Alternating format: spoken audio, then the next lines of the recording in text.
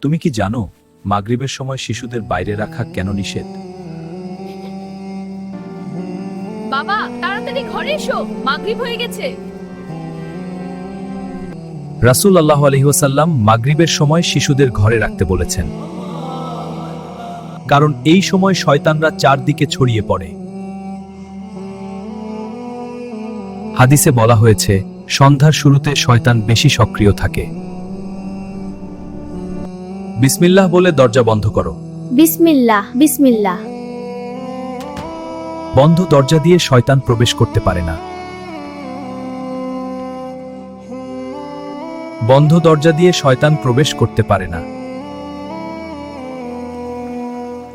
চলো সবাই সন্ধ্যার দোয়া পড়ি। আলহামদুলিল্লাহ আইয়ুহাল্লাযিনা আমানুস্তাইনু বিস-সাবরি ওয়াস-সালাত। এই সময় নামাজ ও জিকিরে থাকা আমাদের নিরাপদ রাখে। তাই মাগরিবের সময় শিশুদের ঘরে রাখা ইসলামের একটি গুরুত্বপূর্ণ শিক্ষা।